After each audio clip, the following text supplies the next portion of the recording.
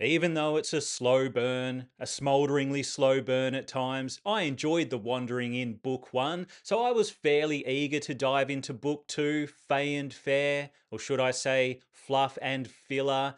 At times, I was wondering if I'd made a terrible mistake by strapping in for a 60-hour audio journey. Was it a mistake? Did I just waste 60 hours of my life? Whew. No blood writing advice. I will say, after devouring the first two books, I'm a fan of the series, but holy word count, book two could use some trimming. By trimming, I mean Chop it in half. anyway, Fluff and Filler opens with a group chat situation, which does have some humorous moments, but it feels a little wonky in the fantasy setting and it drags on a bit. With that said, I appreciate that the author Pirateaba isn't afraid to experiment. Just sometimes it's not so fun being on the receiving end of those experiments.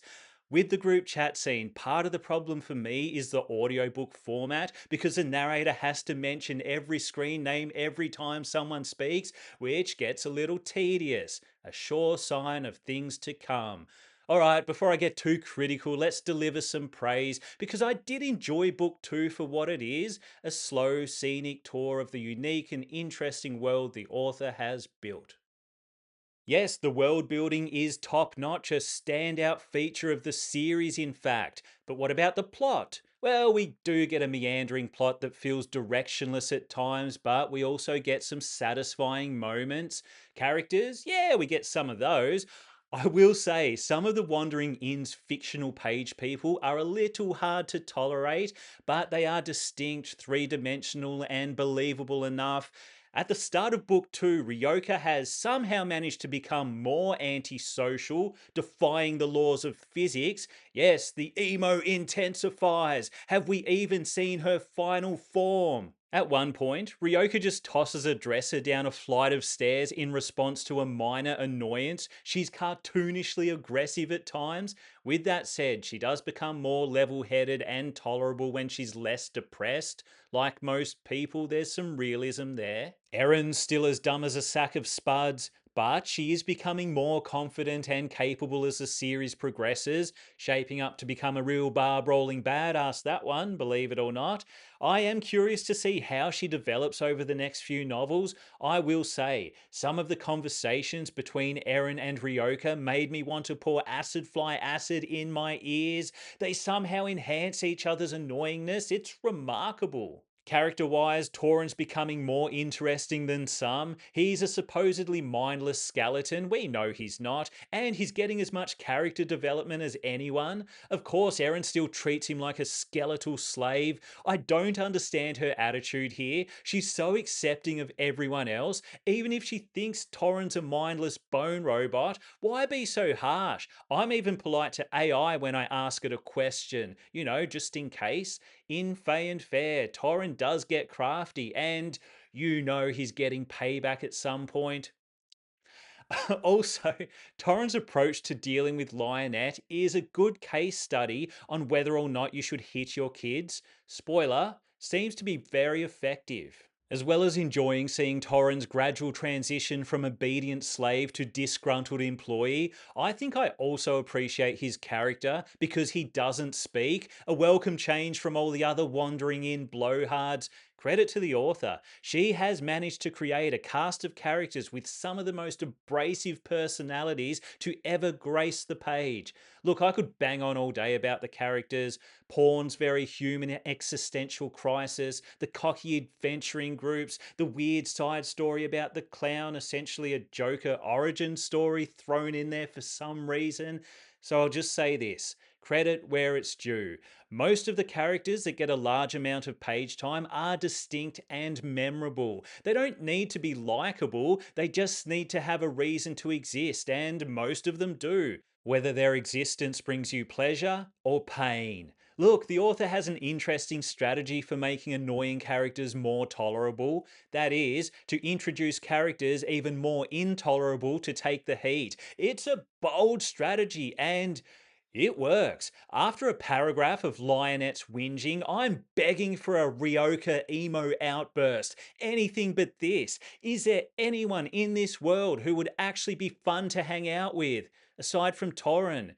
Maybe the King of Destruction? He seems fun. Overall, much like the series itself, the world is starting to feel big and epic. We're getting glimpses into other continents. Do we get more time with the King of Destruction soon? I genuinely enjoy his character. Maybe because he's not just hanging out at an inn flipping burgers. No, he's out there trying to take over the world. I respect that, a man of action. Why does he want to take over the world? I don't think that's been fully explained, but I'm sure there's a good reason.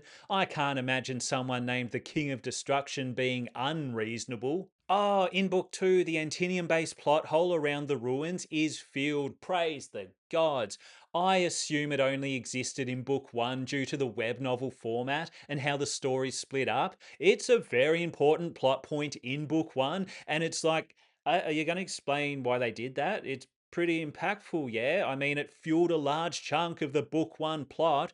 But yeah, it makes sense now. We do get some big revelations about the Antinium, setting up a potentially epic future moment or future moments. Yes, judging by how big the series is, I predict we're in for some epic times, even if we do have to take the scenic route to get there. I suppose I should mention the fairies. I don't know a lot about traditional fairies, but the angle the author takes here is interesting. They're seen as pests, a menace to society by most people, but there's more to them than that. At one point, Erin, with her spud level intelligence, purposely sets up her inn to cater to the fairies. Then she's surprised when they show up. What a potato! Look, I do appreciate how Erin's naivety allows her to break some of the social norms of the world, like hating goblins and hating fairies. I know as a character she annoys some people, but her stupidity and naivety are critical character traits. The story wouldn't be the same if she was more switched on. I've got to ask though, how did she get so good at chess with potatoes for brains? What is she like, grandmaster level? Maybe she absorbs so much chess knowledge she has no space for anything else in her potato sack of a brain. I can accept that. All right, let's end the praise with some system talk. The Wandering Inn is one story where the system takes a bit of a backseat, which may be distressing for anyone who prefers more crunchy lit RPG, but it does make the story more accessible for traditional fantasy readers. With that said, it looks like the system, or at least its origin, may play a larger role in the overall series. At a certain point, I was thinking, Ryoka, stop being silly. You need skills and levels. Why resist the inevitable? Now it's going in an interesting direction. There's even mystery around certain skills. Characters can gain a skill like Erin's Immortal Moment and not know what it does. No tooltips, no all knowing AI, no hand holding. If it's an uncommon skill, characters either need to research it, if the research even exists, or figure it out for themselves. Book 2 doesn't get too crazy with it, but I could imagine a situation where a character's trying some wild stuff to try to trigger a mystery skill. I appreciate that the system doesn't treat characters like they're in a tutorial. The training wheels are off. All right, it's time to wander into the critiques. Firstly, most importantly, can someone please get Pisces a tissue? The guy will not stop sniffing. It's insane. Okay, first genuine critique. There's plenty of clunky writing and awkward dialogue in Fey and Fair. Sorry, fluff and filler. I wrote down a few examples, but I had to stop at a certain point. It's nitpicky stuff, but it is there. Also, for an over bloated, overwritten book, there are some odd moments of underwriting in parts. For example, at one point it says, I shouted something reassuring.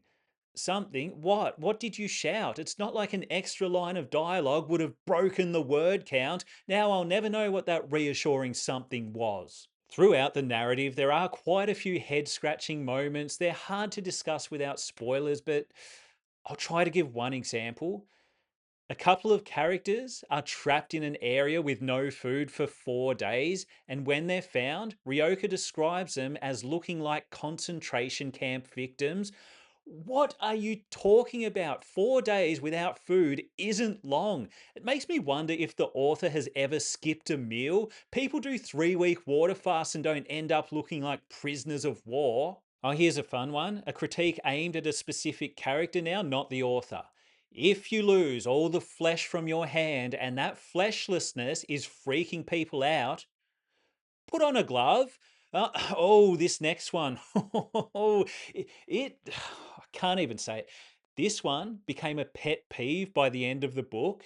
Who says, moreover, in natural conversation? At times, characters start speaking like they're reading an essay. Moreover, no, I won't do it. Look, while some of the dialogue is clunky and unnatural, the narrator, the late great Andrea Parsnu, saves quite a few questionable lines with her delivery. With that said, some lines are beyond saving. Also, I say the late great Andrea Parsnu, but I'm sure I'm butchering her last name, by the way, because someone misinformed me in a comment on a previous video that she'd passed away, which turned out to not be the case, thankfully. To be fair, for a book of this size, you need a small army of editors to make sure each line is tight, and in this case, the writing is a bit loosey-goosey.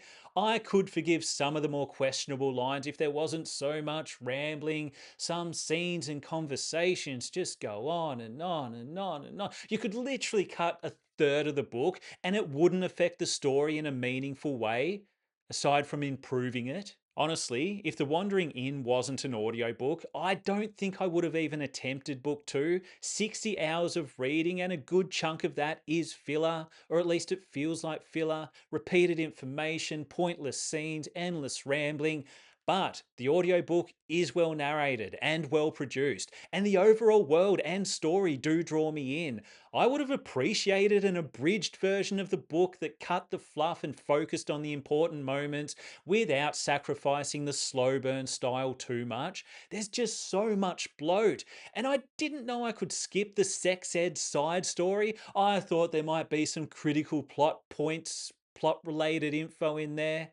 No, there's not. Look, while the plot does meander and practically drop dead in some places, I guess we do need to know the history of the Antinium War. The slower parts of the narrative do lead up to some big moments, and Fay and Fair sets up a potentially epic book three. How big's that one? 9,000 hours? If I start listening now, I might get through it before the end of the year. Being optimistic, okay? If you enjoyed this video, hit subscribe. If you didn't enjoy this video, hit subscribe anyway and hate watch my content. That's always fun.